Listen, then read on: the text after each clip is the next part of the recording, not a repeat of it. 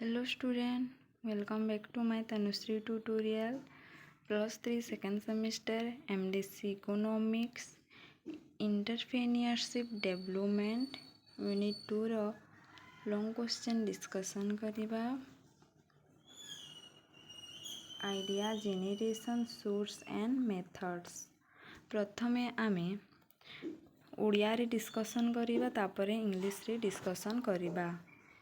ଧାରଣାର ସୃଷ୍ଟି, ଉତ୍ସ ଏବଂ ପଦ୍ଧତି। ଧାରଣାର ସୃଷ୍ଟି ଏକ ସୃଜନଶୀଳ ଯାତ୍ରା ଯେଉଁଥିରେ ମନ, ପରିବେଶ ଓ ଅନୁଭୂତିଗତ ଅନୁଭବ ସମ୍ମିଳିତ ହୁଏ। ଏହାର ଉତ୍ସ ଓ ପଦ୍ଧତିକୁ ବିସ୍ତୃତ ଭାବେ ବୁଝିବାକୁ ଚେଷ୍ଟା କରିବା। ଧାରଣାର ଉତ୍ସ ସୋର୍ସ ଅଫ୍ ଆଇଡିଆସ୍। ପରିବେଶିକ ପ୍ରେରଣା, ଦୃଶ୍ୟ, ଶବ୍ଦ, ଘଟଣା ବା ଆନ୍ତରିକ ଅନୁଭୂତି ଅନେକ ବେଳେ ଧାରଣାକୁ ଜନ୍ମ ଦେଇଥାଏ। ଅନୁଭବ ଓ ସ୍ମୃତି।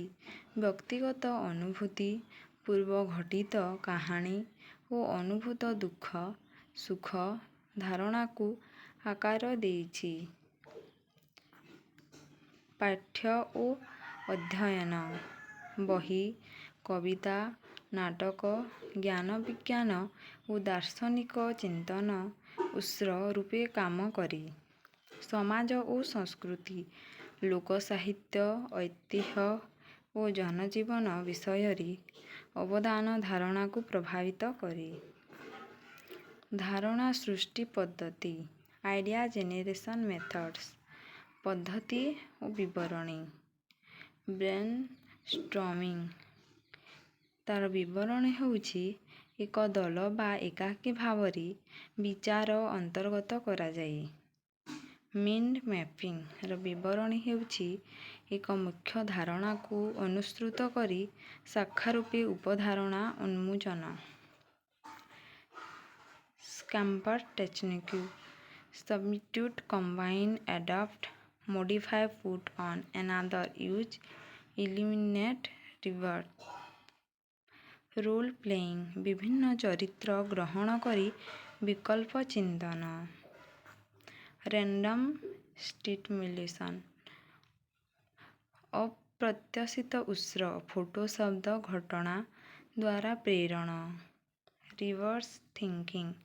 ପ୍ରଥମେ ସମାଧାନ ଓ ବିପରୀତ ଧାରଣା ବିଚାର।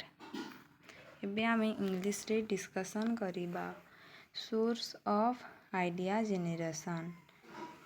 ଆଇଡିଆ ଜେନେରେସନ୍ର ଉତ୍ସ ଦେଖିବା। These are the place or stimuli that often spark new idea। ତାର ଓଡ଼ିଆ ହେଉଛି ଏଗୁଡ଼ିକ ହେଉଛି ସେହି ସ୍ଥାନ କିମ୍ବା ଉତ୍ସାହନ ଯାହା ପ୍ରାୟତଃ ନୂତନ ଚିନ୍ତାଧାରାକୁ ଜନ୍ମ ଦିଏ।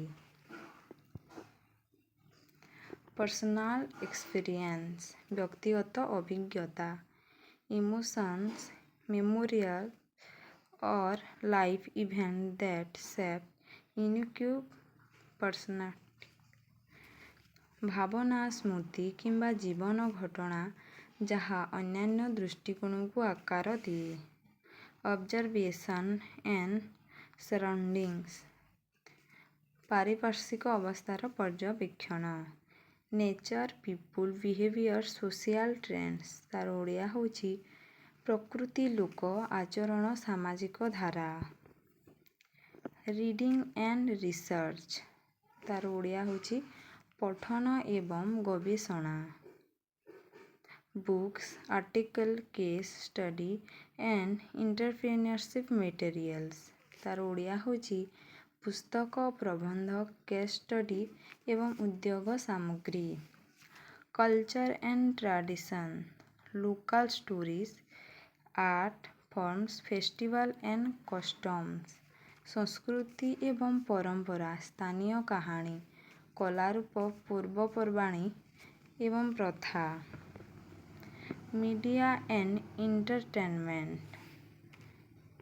ମିଡିଆ ଏବଂ ମନୋରଞ୍ଜନ। Movies, game, music and social media trends. ତାର ଓଡ଼ିଆ ହେଉଛି ସିନେମା, ଖେଳ, ସଙ୍ଗୀତ ଏବଂ ସାମାଜିକ ଗଣମାଧ୍ୟମ ଧାରା। ପ୍ରୋବ୍ଲେମ୍ ଆଣ୍ଡ ନିଡ୍ସ, ସମସ୍ୟା ଏବଂ ଆବଶ୍ୟକତା, identifying gaps or issue in society, education or technology. ତାର ଓଡ଼ିଆ ହେଉଛି ଚିହ୍ନଟ କରିବା, ସମାଜ, ଶିକ୍ଷା କିମ୍ବା ପ୍ରଯୁକ୍ତି ବିଦ୍ୟାରେ ଥିବା ଫାଙ୍କ କିମ୍ବା ସମସ୍ୟା। ବ୍ରେନଷ୍ଟର୍ମିଂ ୱିଥ୍ ଅଦର୍ସ, ଅନ୍ୟମାନଙ୍କ ସହିତ ମସ୍ତିଷ୍କ ବିସ୍ଫୋରଣ। କୋଲାବରେଟିଭ୍ ଡିସ୍କସନ୍ ଅଫଟେନ୍ ଲିଡ୍ ଇନସ୍କ୍ୟୁଟ୍ ଇନସାଇଟ୍। ତାର ଓଡ଼ିଆ ହେଉଛି ସହଯୋଗୀ ଆଲୋଚନା ପ୍ରାୟତଃ ଅପ୍ରତ୍ୟାଶିତ ଅନ୍ତର୍ଦୃଷ୍ଟି ଆଡ଼କୁ ନେଇଯାଏ।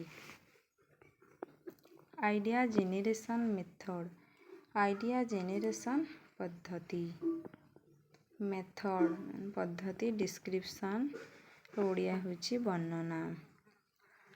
ବ୍ରେନଷ୍ଟର୍ମିଂ ମସ୍ତିଷ୍କ ବିସ୍ଫୋରଣ।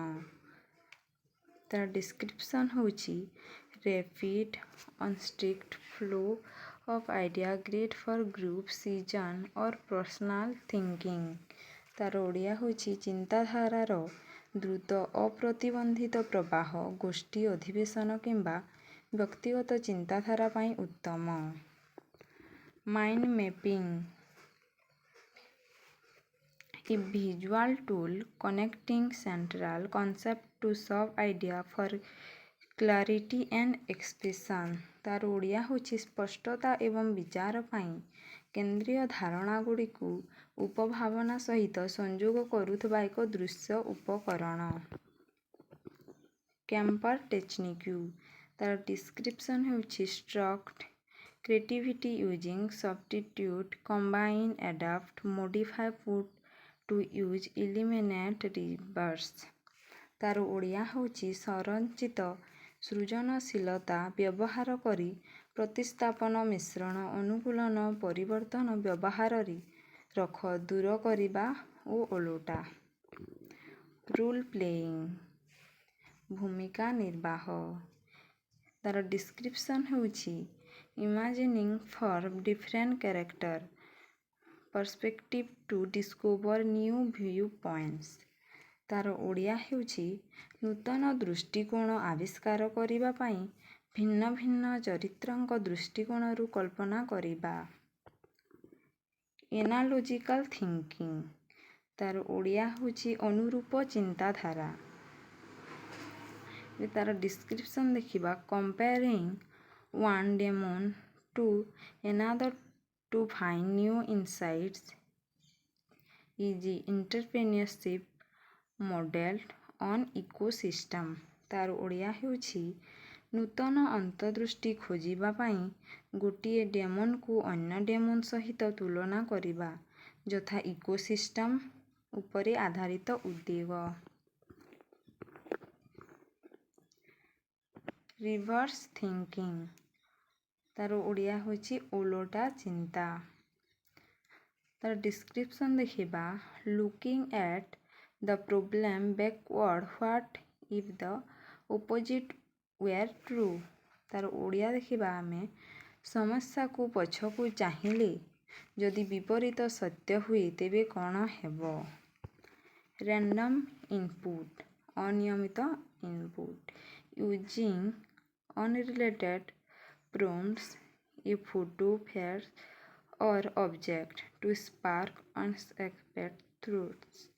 ତାର ଓଡ଼ିଆ ହେଉଛି ଅପ୍ରତ୍ୟାଶିତ ଚିନ୍ତାଧାରା ସୃଷ୍ଟି କରିବା ପାଇଁ ଅସମ୍ପର୍କିତ ପ୍ରମ୍ପ୍ଟ, ଏକ ଫଟୋ, ବାକ୍ୟାଂଶ କିମ୍ବା ବସ୍ତୁ ବ୍ୟବହାର କରିବା।